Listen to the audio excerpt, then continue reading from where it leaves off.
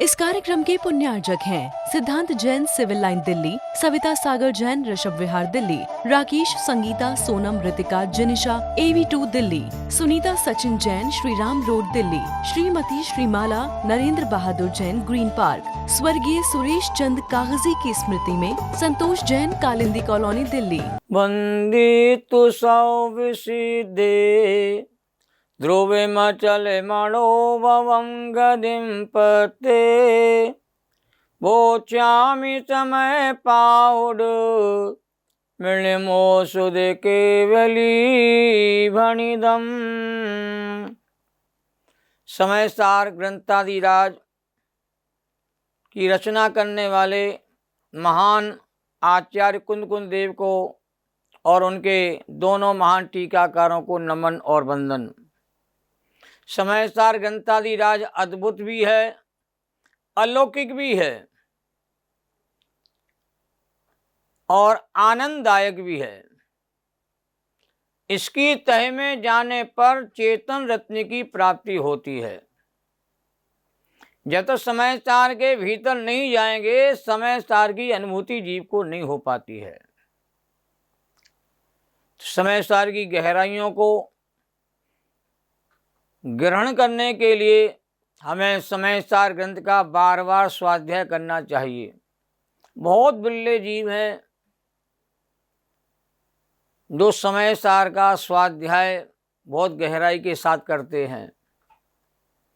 एक बार सुनने पर समय सार समझ में नहीं आता है, बार बार सुनना पड़ता है, बार बार सुनने की ललक पैदा करना पड़ती है। यही एक ग्रंथ है जो आपके मिथ्यात्व को हटा करके सम्मित्व के द्वार खोल देता है। समय सार सुन करके हृदय के कपाट खुल जाते हैं, अंदर की चेतना आपकी कहते हैं प्रकट हो जाती है। कर्ता कर्म अधिकार की चर्चा चल रही है। आज 135 और 136 इन दो गाथाओं के आधार पर स्वाध्याय किया जा रहा है।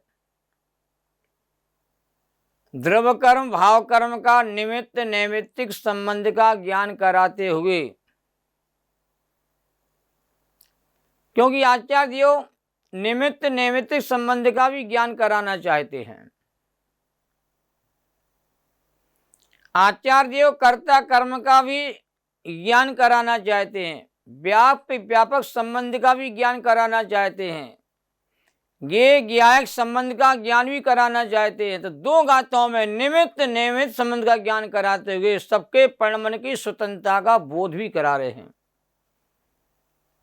स्वतंत्रता के दिवस पर स्वतंत्रता की हमें अनुभूति ना हो तो हमारा जीवन सार्थक नहीं होगा। मूल गाथा इस प्रकार है। गाथा 135 नंबर।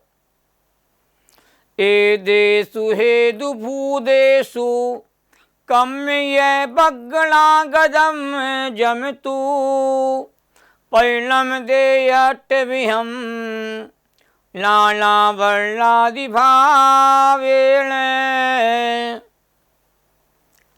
ए देशु हेदु भूदेशु कम्य इय बगड़ा गदम जम तू परिणम दे अट विहम नाना वर्णादि भावेण। अब लय के साथ देखिए, गाथाओं को पढ़ने का एक अलग प्रकार का आनंद है, एक अलग प्रकार की अनुभूति होती है। गाथा पढ़ते हैं ऐसा लगता है हम कुंद स्वामी के सामने बैठ कर के उनकी गाथाओं का पाठ कर रहे हैं। वो कैसा अद्भुत क्षण होगा जब कुंद स्वामी ने वनों में जंगलों में रह करके ताड़ पत्र के ऊपर इन गाथाओं को उत्कीर्ण किया होगा। कितनी उच्च कोटि के भाव आचार्य देव के होंगे उस काल में, जिन्होंने कहते हैं ये मर्म खोल के बताने का प्रयास किया है। अनुवाद देखते हैं। इनके निमित्त के योग से जड़ बरगणाए कर्म की परिणमित हो ज्ञान आवरणादि वस्तु विधि कर्म में। अर्थ देखिए, मूल गाथा का मूल अर्थ भी जानना जरूरी है। हम बिल्कुल ना समझें, समझ में कुछ भी नहीं आवे, पर आचार्यों की मूल वाणी आपके कानों में पड़ती है और मूल वाणी को अपनी जिह्वा के द्वारा उसका उच्चारण करते हो, ये भी आचार्यों का बहुत बड़ा उपकार है जिसको हमें चुकाना चाहिए। गुरुद्वारा में लोग जाते हैं, गुरुवाणी को सुनते हैं और उनका हृदय कहते हैं निर्मल होता जाता है। ये वीतराग संतों की वाणी है, कम से कम सुनने में तो आ रही है, कोई सुनाने वाला नहीं है दुनिया में। धर्म के नाम पर पता नहीं क्या क्या बातें सुनाई जाती हैं हजारों की लाखों की भीड़ में, और जिनका वीतराग धर्म से, जैन धर्म से कोई सीधा संबंध नहीं होता है। और हम कम से कम मूल आचार्य की मूल गाथाओं का पाठ करते हैं, अनुवाद के द्वारा समझने का प्रयास करते हैं, मूल अर्थ को जानने का भाव हमारे मन में आता, टीकाओं के रहस्य को भी हम बताने का प्रयास करते हैं, भावार्थ के द्वारा भी समय सार को समझने का प्रयास करते हैं। यह विषय रोचक तो नहीं है, सरस तो नहीं है, परंतु बार बार सुनोगे तो इसी विषय में आपको सरसता का आनंद आना प्रारंभ हो जाएगा। इसलिए सुनते रहिए, प्रीति से सुनो, उत्साह से सुनो, लगन से सुनो। मुझे जीवन में समय सार को समझना ही है, समय सार के मर्म को हृदय में धारण करना है, ये भावना हमारे मन में होना चाहिए। तो क्या कहते हैं गाथा में, इन मिथ्यात आदि उदियों के हेतुभूत होने पर कारमार भगनाओं के रूप में आया हुआ जो पुद्गल द्रव्य है, वह ज्ञानावरण आदि द्रव्य कर्म के रूप में 8 प्रकार कहते परिणमन करता है। ये मूल गाथा का मूल अर्थ मैंने आपके सामने रखा है और टीका मैं बाद में आपके सामने रखता हूँ। गाथा नंबर 136 प्रारंभ होती है। तम खलु जीवनिबद्धम कम ये बगड़ा गदम जैया तैया दुहो दिहेदु जीवो परिणाम भावाणा। तम खलु जीव निबद्धम कम ये बगड़ा गदम जैया तैयादु होदी हेदु जीवो परिणाम भावाणम। इसका अनुवाद देखते हैं। इस तरह वस्तु विधि कर्म से आबद्ध जी जब हो तभी अज्ञान में निज भाव का हो हेतु जिये जिन्हें वर कही। इस गाथा का भी मूल अर्थ वह कारमार बगना गद पुद्गल द्रव जब वास्तव में जीव के साथ बंधता है, उस काल में जीव अपने अज्ञान में परिणाम स्वरूप भावों का हेतु कारण होता है। बहुत अच्छी बातें आचार्य बता रहे हैं। कारमा बगला पूरे लोक में फैली हुई हैं, पर जीव के साथ जब ही चमकती हैं जब जीव कहते हैं राग में परिणाम करता, विकार में परिणाम करता है, तब कर्म की बगना जीव के साथ बंधन को प्राप्त हो जाती है। एक कर्म बगना पौद्गलिक है, इतनी ईमानदार है कि अपने आप किसी के साथ नहीं चिपकती है। जो गलती करेगा उसके साथ एक कर्म की बगड़ाएं कहते हैं चिपके बिना रहेंगी नहीं। और गलती मोह राग द्वेष रूप परिणाम करना ही है। जीवन में बड़ी गलती कौन सी? मोह के परिणामों को प्राप्त करना। मोह का जीवन, राग का जीवन, कसाय का जीवन जीता रहेगा तो कर्म की पकड़ा जीव के साथ कहते चिपकती रहेंगी, और चिपके हुए कर्म के परमाणु अलग जब होंगे जब उनका समय पूरा होगा। उदय में आकर के उनका फल भोग करके जीव कहते हैं उनकी निद्रा कर देता है। बांधे हुए कर्म ही उदय में आते हैं, उदय में आने वाला कर्म फल दे करके कहते हैं और निद्रा को प्राप्त हो जाता है। टीकाकार कहते हैं कि पौद्गलिक मिथ्यात्व आदि के उदय हेतुभूत होने पर जो कारमार बगलनागत पुद्गल द्रव ज्ञानावरणादि भाव से 8 प्रकार का स्वयं ही परिणमता है। ज्ञानावरणादि 8 कर्म कहते हैं अपने आप ही परिणम कर रहे हैं, कोई इनको परिणमन नहीं करा रहा है। शरीर के भीतर भोजन जा करके ऑटोमेटिक ही अनेक रसों में अपने आप बदल जाता है। वह कारमार बगलनागत पुद्गल द्रवो जब जीव से निबद्ध होवे तब जीव स्वयं ही अज्ञान से स्वयं पर के एकत्व के अध्यास के कारण और तत्व अश्रद्धान आदि अपने अज्ञान में परिणाम भावों का हेतु होता है। स्वयं पर में दोनों में क्या है, एकत्व का अध्यास अनादि काल से जीव को हो रहा है। यह स्वयं पर की भिन्नता को नहीं पहचानता, द्रव्य कर्म भाव कर्म के अंतर को नहीं जानता है, पुद्गल द्रव्य के अंतर को नहीं जानता है, और चेतन के परिणाम को नहीं जानता है। कर्म की भगनाओं का पौद्गलिक जो रूप है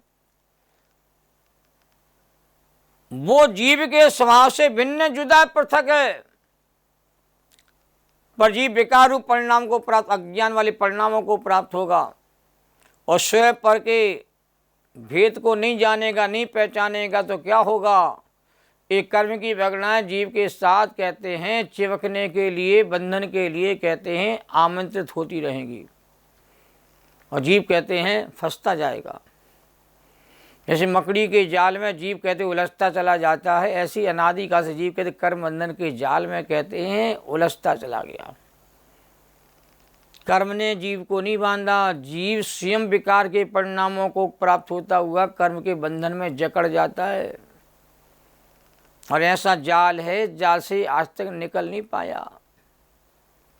भावार्थ बहुत संक्षिप्त है, सारगर्भित है।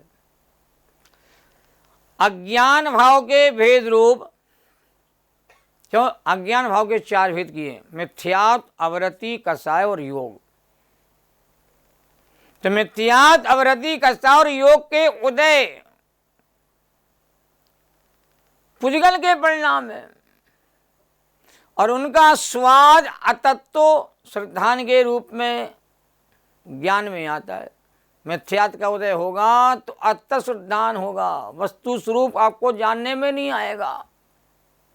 मिथ्यात्व कर्म का जो तीव्र उदय आता है तो जीव कहते पर को अपना मान लेता है, संयोगों को अपना मान लेता है, धन वैभव में सुख बुद्धि की मानता करता है, और उदय के निमित्त भूत होने पर कारमार बगलना रूप नवीन पुद्गल स्वयमेव ज्ञानावरणादि कर्म रूप कहते परिणमते हैं। अभी विषय स्वयमेव ज्ञानावरणादि कर्म कहते परिणम कर रहे, भाव कर्म का निमित्त का योग मिलने पर, और जीव के साथ कहते हैं वो ज्ञानावरणादि कर्म स्वयं परिणत हुए थे और जीव के साथ बन जाते हैं, बंधन को प्राप्त एक में खो जाते हैं। उसमें जीव भी स्वयं अपने अज्ञान भाव से अतश्रद्धान आदि भाव रूप परिणमता है। कैसा गजब का समकाल है। अज्ञान में परिणामों से अतश्रद्धान रूप परिणमन जीव का हो रहा है, उसी काल में ज्ञानावरणादि कर्मों का बंधन भी हो रहा, उसी काल में पौद्गलिक कर्म की भगना जो पौद्गलिक है वो जीव के साथ चिपकने के लिए भी तैयार हो रही हैं। इस प्रकार अपने अज्ञान भावों का कारण कोई पड़ोसी नहीं है, पर नहीं है, स्वयं ही होता है। जीव स्वयं ही अपने अज्ञान से कहते बंधन के जाल में कहते हैं फंसा हुआ है। किसी ने जीव को बंधन के जाल में डाला नहीं है। ये जेल में स्वयं ही कहते आया है, और जेल से जीव स्वयं ही निकलने का उपाय करेगा। तो मिथ्यात आदि का उदय होना, नवीन पौधगलों का कर्म के रूप में परिणमना और बंधना, और जीव का अपने अतत्व श्रद्धान आदि रूप परिणमना, यह तीनों ही एक समय में होते हैं।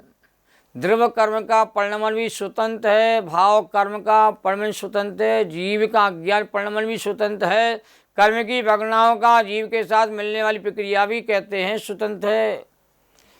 और ये जो मंत्र है स्वतंत्रता का, इस समय सार ग्रंथ से ही मिलता है। हम सबको दो प्रकार के मंत्र मिले हैं, एक नमोकार महामंत्र जो जन्म से मिला है, और एक हमें मंत्र मिला है समय सार से भेद विज्ञान का, कण कण की स्वतंत्रता को बताने वाला। स्वतंत्रता से स्वाधीनता का जन्म होता है, स्वाधीनता से आत्मनिर्भरता जागती है, आत्मनिर्भरता से आत्मबल प्रकट होता है, और आत्मबल के प्रकट होने पर यह आत्मा परमात्मा बनती है। एक समय में तीन बातें होती देखो, दर्शन मोहादि का उदय, उसी समय नवीन कर्मों का बंधन, और उसी समय अज्ञानी जीव का स्वयं मिथ्यात आदि भाव रूप से परिणमना। अज्ञानी के पुराने कर्म का उदय नवीन बंध में निमित्त कहा जाता है। का जो मिथ्यात भाव ना करे तो उस समय जो पुराना कर्म का उदय हुआ वह नवीन बंध किए बिना ही खिर जाता है। और पौधगली मिथ्यात आदि के उदय काल में जो नवीन कर्म बनते हैं वे स्वयं में परिणमते हैं। नवीन कर्म भी स्वतंत्र पने से परिणमता है, पुराने कर्म का उदय उसे नहीं परिणमाता है। सब अपने अपने परिणमन में स्वतंत्र है। पूर्व कर्म का उदय स्वतंत्र है, उसके उदय काल में जो नया कर्म बना वह भी कहते स्वतंत्र है। उसमें जीव जो मिथ्या श्रद्धा रूप परिणमता है वह भी स्वतंत्र है। ये तीनों कार्य का समकाल है, परंतु तीनों अलग अलग हैं। कर्म का उदय आया अपने समय पर, तो कर्म का उदय आया, इस कारण जीव मिथ्यात आदि रूप परिणमा हो, यह बात भी यथार्थ नहीं है। पुराना कर्म का उदय भी स्वतंत्र, नवीन बंध की प्रक्रिया भी स्वतंत्र। उदय काल में जीव अपने शुद्ध चेतन स्वरूप की दृष्टि करे तो आत्मा उदय से अप्रभावित रहता है, तब नवीन बंध नहीं होता है। यह बात समय सार ग्रंथ में बहुत बार आती है। कोई भी पराधीन नहीं है, परतंत्र नहीं है। अपने आप को पहचान लीजिए और मोक्ष मार्ग प्रारंभ कीजिए। सहजानंदी शोध स्वरूपी अविनाशी में आत्मस्वरूप, ज्ञानानंदी पूर्ण निराकुल सदा प्रकाशित चेतन रूप।